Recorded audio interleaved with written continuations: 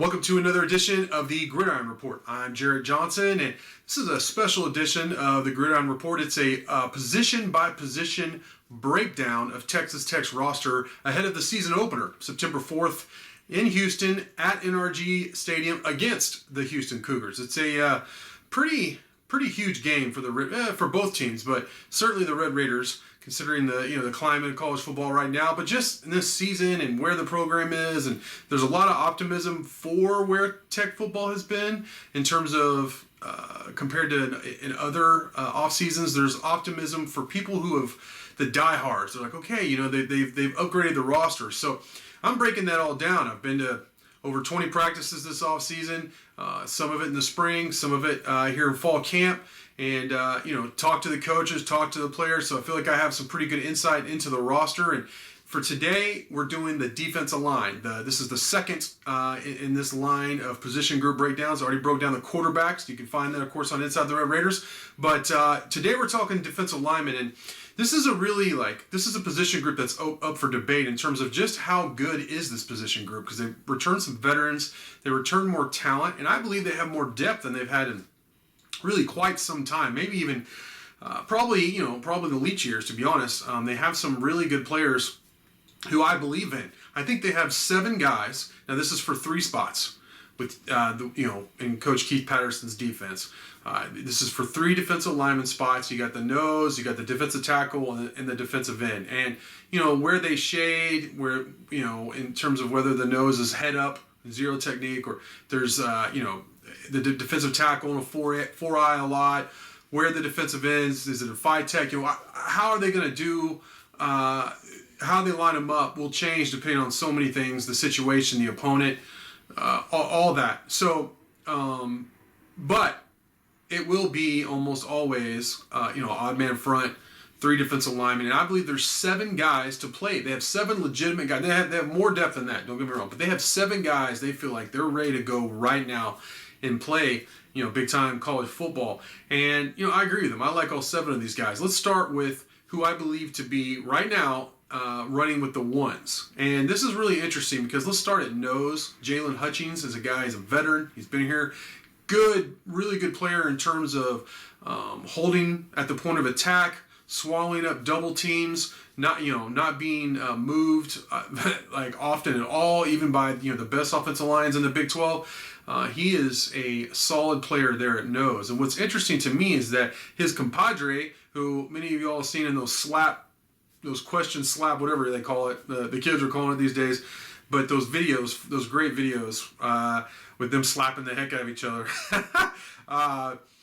Him and Tony Bradford are going to be probably manning the nose together. And they offer up different things. Both of them will be considered undersized in terms of height, but both of them are veteran stalwarts. And, both of those guys have started in the past. But I think the idea is to split up 50-50. They definitely consider Tony Bradford a starter, even if he doesn't start. But in that way, you can keep both those guys fresh. And while they give you a little bit of a different look in terms of, I think Bradford's more quick twitch. But then again, Jalen Hutchins is a guy who ran for 800 yards as a running back at his junior year in high school and played basketball and everything. So both of these guys are extremely athletic and strong, and both of them are going to be very good against the run. How much they help out in terms of being pass rushers, we'll have to see. They're playing nose, and Bradford's going to be used at defensive tackle sometimes. He played defensive end. He told me, look, they're moving me around. But I do like the idea, and I wouldn't have thought of this. I thought it was creative to do that because Tony is a good nose. He's very quick off the ball for a guy his size, very strong for even a guy his size. Both of them around 300, 305 pounds. But I just wouldn't have thought of that. I would have started both of them. But it turns out, look, this actually is a really good idea in terms of depth and keeping both those guys fresh. Because there's been times where if you had a quality nose at Texas Tech in the last 10 years, he was playing almost every snap. And by the 4th quarter, come on, he's getting pushed around a little bit because he's human. No matter how good a shape you're in, and not every nose is in great shape, let's be honest, just in football in general, you're going to get pushed around. You're going to wear down. So I think this is a really good idea. And it might keep both of them healthy too. So we'll have to see about that. Now, defensive tackle, I'm really interested in this guy. I'm so excited about this guy. I can't wait for Red Raiders to really see him play because he's been tearing it up all offseason. He was dominant in New Mexico in high school. He was really good last year. He played as a true freshman, actually. Really impressed. And now he's just, he's developed. He's a beast. He's like the last guy maybe on the rock, one of the last guys.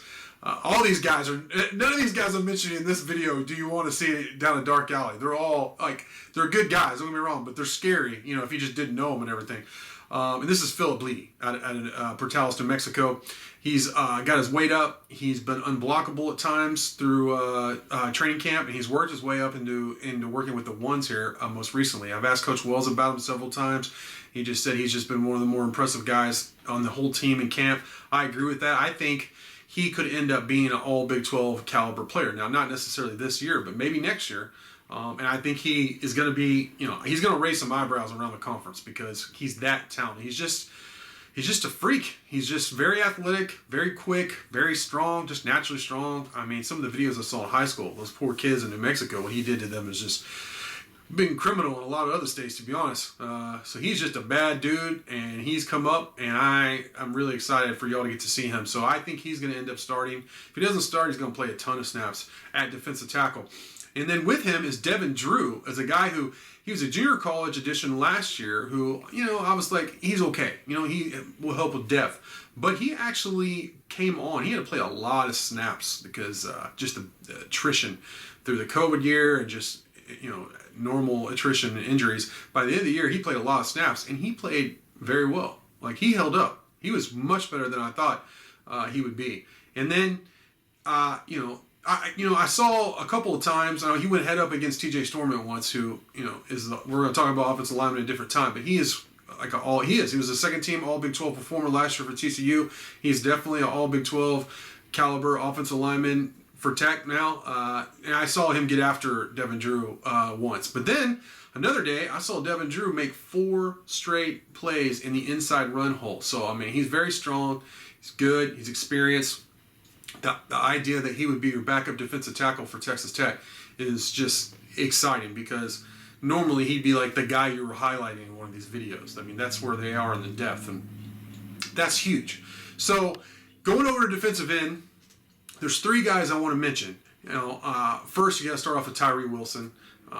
He's 6'6", 285 pounds, and not an ounce of fat on him. The guy is just, the dark alley analogy thing.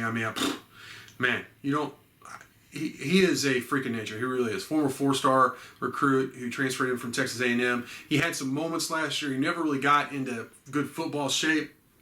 He looks great this year.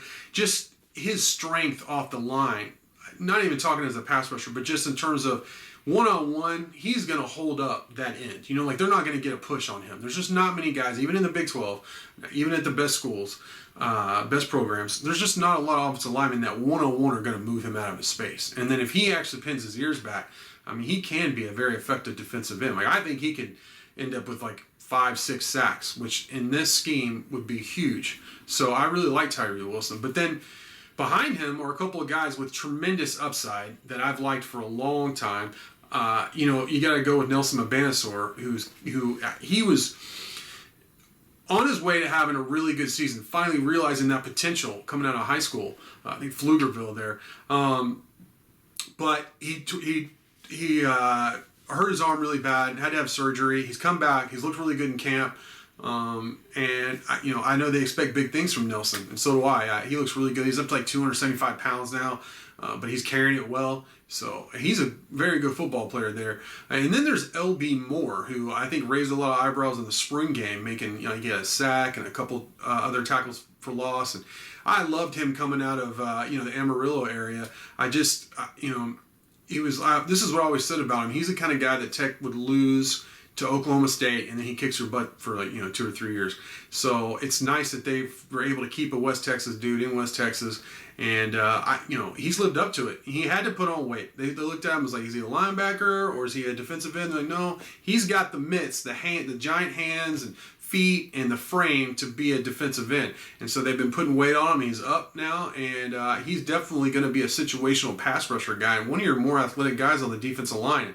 Just knows how to play football. Just a dog. That's how Coach Randolph describes him, the defensive line coach. He says he's a dog, and we need more dogs, and I'm glad we have him. He's developing. So that's what Randolph says about LB Moore, and I know Mighty Joe Yeager is a big fan of his. So I think there's a lot of potential with this defensive line. I feel very confident that they're going to be very good against the run, like really good. I think this is going to be a really good defensive front, especially with those linebackers we're going to talk about at a later date, backing them up. But these guys are the front line of it, and I think they're good, and they have, like I said, more depth.